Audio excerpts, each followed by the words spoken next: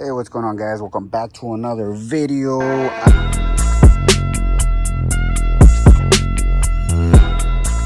I just want to make a quick little video out of this because I tried looking it up and there doesn't seem to be that much help out there on these ball joint deletes from American Iron. I already did the other side and it took me a while to figure out. So these are a little different. I didn't go and show you guys the whole steps of taking off the factory ball joints, because those you take off, you know, as regular as if you were gonna slide another factory traditional ball joint in there.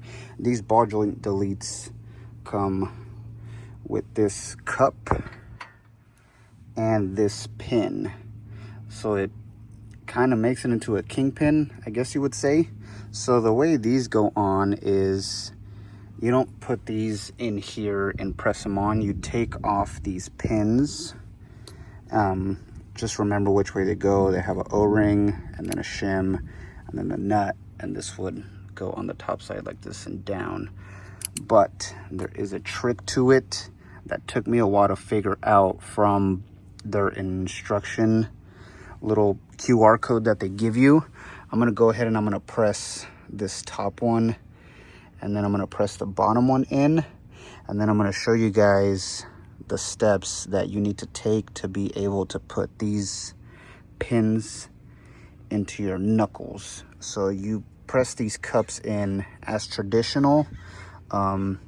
If you didn't already know, I'll just go ahead and tell you. You take you push the bottom one out first, and then you press the upper one out, and you install them as reverse. So what you're gonna do here is you're gonna press the top cup in, and then you'll press the lower cup in. So I'm gonna go ahead and do that, and then you guys will see when that's all put together. Okay guys, we got the cups installed onto the C's. Now this was the part that had me confused when I was reading. So I already did the other side, so now I know what to do. They want you to install these pins onto your knuckle first. So this is the upper one here. This is the lower one here.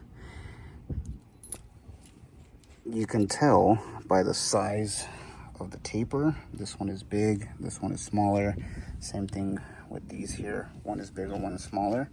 So what you're going to do is you're going to put this in here like so.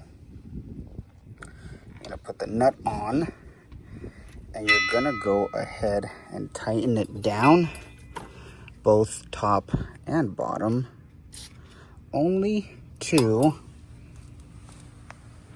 40 foot-pounds of torque each. That is all. Only 40 foot-pounds. They don't need to do any more, but surely don't do any less. Reason for that is all you're gonna do is stress out the threads here. So I'm gonna go ahead and do this one here. You do have a nice little Allen head in there to hold it in place while you were tightening this down. No, it doesn't have a washer on this side. It goes just like so. I'm gonna go ahead and tighten that one down to 40 foot-pounds, and then we're gonna do the top one. Okay guys, and when you're all said and done, it's gonna look like this. I only have these this way because this is the lower shim that goes right here. This is the upper shim that goes right here. And that is the upper shim that goes right here. They do suggest adding grease in there just to keep dirt out, and I did so on the other side. So I'm gonna go ahead and add grease. Then I'm gonna show you guys how to put these on there, and that's gonna do it. Okay, we got the knuckle on the C now. They pretty much just slide in from the bottom up.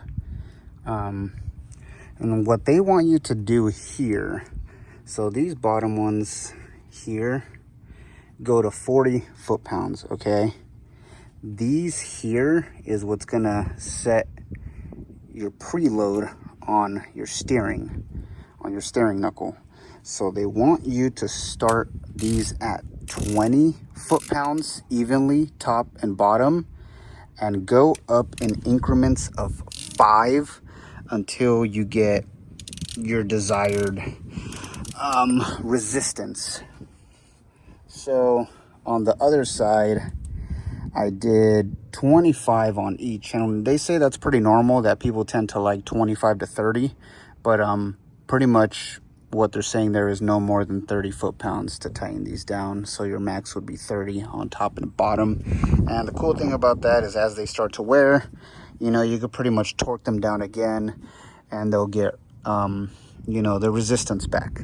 So what I'm gonna do is I'm gonna start them at 20 and I'm gonna go from there, see how I like it. Damn mosquitoes. So the socket size for this is, I don't know if you guys can see that, 1 1/16.